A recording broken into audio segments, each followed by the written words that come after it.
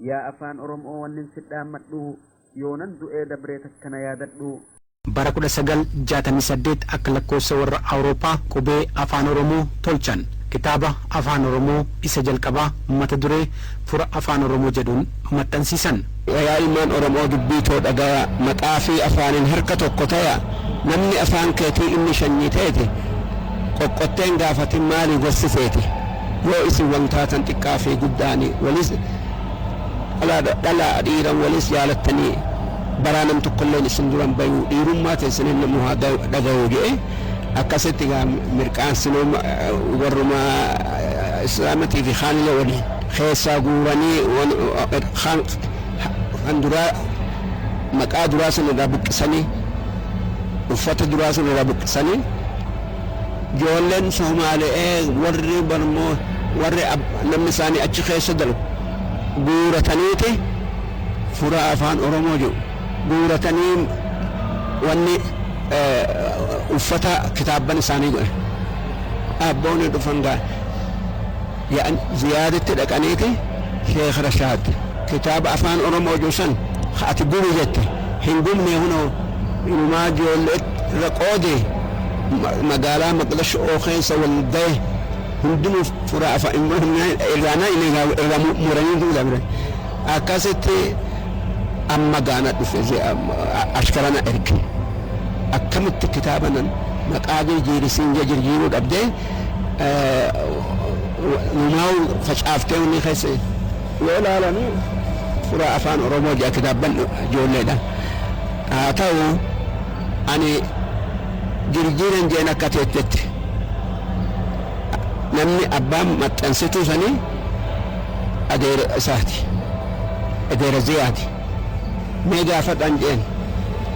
jennaan nuti jirjiirra jedhan irraa cirree harree kaan jirjiirra jedhan. kitaabichi bara 1977 akka lakkoofsa Awurooppaa Moqaadishootti maxxansamee Oromootni Moqaadishoo keessa jiraatan qubee kana yoo baratan kun qubee keenya jedhanii jaallachuu eegalan.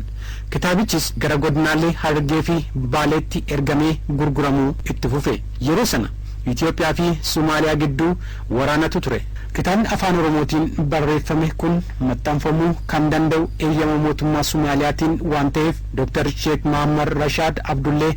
Ziyaad Barreen eeyyama gaafatan. Ziyaad Barrees osoo barreeffama kana hin ilaalin akkasumatti maxxansamee namoota afaan oromoo dubbachuu danda'an hunda bira haa ga'u jedhee eeyyama.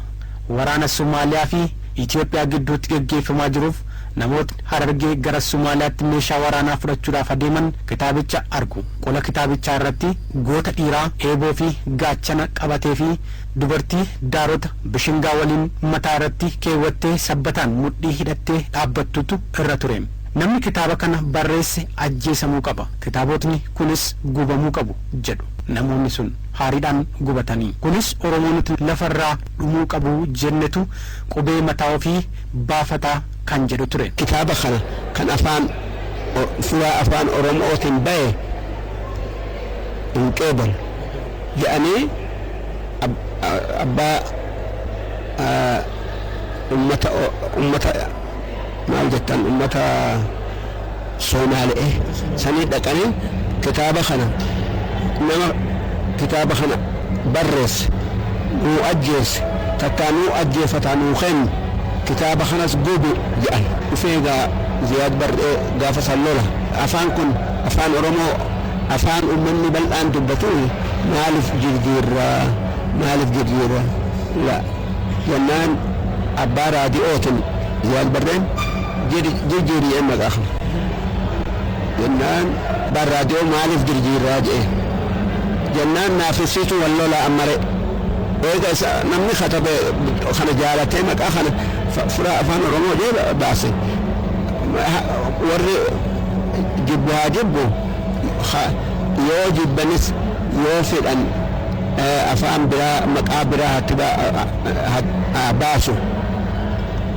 namni duraan tolche akkasitti natti ergan akkamitti maqaa kana uummanni dide akkam goonaa fura afaan oromoo namni dide akkamitti isaan maal jedheen yoo nu kitaaba kana gubin yoo nama afaan kanaan كتابة خنا بريس نون أجيسن نو أجيفته نو خنته تكامو ورمو نتدرين ولا تأفن أستي شيخ رشاد جراجس أديمة أبدا يونون في مكا خنا جرجيرين هو ده مشالو لا تديني مرمتون كتابتشا غرز زياد باري أديمن نمتشا كتابة كنا بريس نو أجيسي يوكان dabarsiitii nuu kenni ni ajjeesna kitaaba kanas walitti qabsiisiitii nuuf gubi kun ta'uu baannaan Itoophiyaa atumti deemitii loli nuti siif hin lollu jedhaniin qubee afaan Oromoo tolchanii afaan Oromoo afaan barreeffamaa waan taasisaniif duuti itti murtaa'uudhaaf adeeme Ziyaad Barree Dr. Muhammad Rashaadiin waamsise kitaaba kee keessatti ergamtoota koo waan waraanarraa dhaabsisu itti idaateetta jedhaan kitaaba kana keessa wanti badaan yookaan gadheen hin jiru wantuma raadiyoo irratti dubbatamu asirratti barreesse ergamtoota kees gaafachuu dandeessaa jedhuun Ziyaad Barrees ergamtoota isaa gaafate isaanis rakkoon kan jiru qola isaarra akka ta'e itti himan Dr. Sheek Muhammad Rashaad Oromoo nuti ajjeefne qola isaarratti footoo isaa kaa'ee jira nuti ammoo tasuma kana hin feenu jedhuun Ziyaad Barrees maqichi akka jijjiiramu taasisa kanumaan qolli isaa akka jijjiiramu ta'e qola kitaabichaa isa duraarratti walaloon daarota misingaa mataarra keewwattee mudhii siidhaa qalloo sabbataan hidhattee qadaada aannanii harkatti rarraafattee halaalaa silaallaan ijatoo bolboltee jedhee inni dhiiraa walaloo dubbatutu irra ture kanaan booda kitaabni qubee afaan Oromootiin Dr. Sheek Muhammad Rashaad barreessan gara Jarmanitti deemee maxxansamee kallattii garaagaraatiin gara Oromiyaatti seenee uummata Oromoo bira ga'e kanin barreesse qubee haa ta'u raadiyoo maqdishoo afaan Oromootiin dubbatu haa ta'u afaan kitaaba hedduu kanin katabe haa ta'u wanni natti dhagame waanin anin herregin kan nam akkam ewa warri akkasitti ummanni Oromoodhaa bakka hunda qeebaluun akkasitti waan guddoo na dhagame Dr. Sheek Muhammad Rashaad afaan Oromoo afaan barreeffamaa taasisuun alattis raadiyoo afaan Oromoo magaalaa Muqaadishootti tamsa'u keessatti yeroo dheeraa hojjechuu isaanii seenaan ni dubbata miidiyaan afaan Oromootiin Dr. Sheek Muhammad Rashaad Abdullee Muqaadishoo irraa dabarsaa turan uummata Oromootiin dhaggeeffatamummaa guddaa fudhachaa waan dhufeef Haayila Sillaaseen raadiyoo afaan Oromootiin tamsa'u Harar irratti akka dhaabbatu murteesse raadiyoon Harar sababa Dr. Sheek Muhammad Rashaad Abdulleetiin dhaabbate akka awaashin as ce'ee hin dhaga'amnes taasise qabsoon gootota Oromoo kanneen akka Dr. Sheek Muhammad Rashaad Abdullee itti fufe uummanni Oromoo har bu'aa qabsaa'ota kanneenii dhandhamachuu danda'eera gara jireenya dhuunfaa isaaniitti yoo deebinu Dr. Sheek Muhammad Rashaad Abdullee har maalirra jiru laata ummanni alatti waa barate kun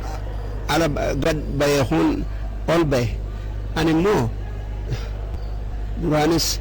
afaan keenyan kanaan ummata keenya raadiyoo fi qoraan hundaan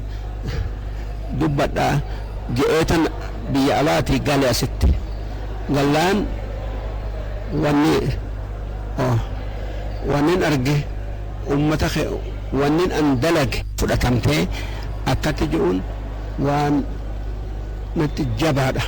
waa hundarra natti jaba cinqamullee hukumni kunillee naana qabu qilleensan na dha'ee faalijji aniini tanaa jecha kanallee dhaaf hin badadu yoon har'a du'allee qalbii takkaanin du'a du'uman eeggadha malee waan biraa kanin amma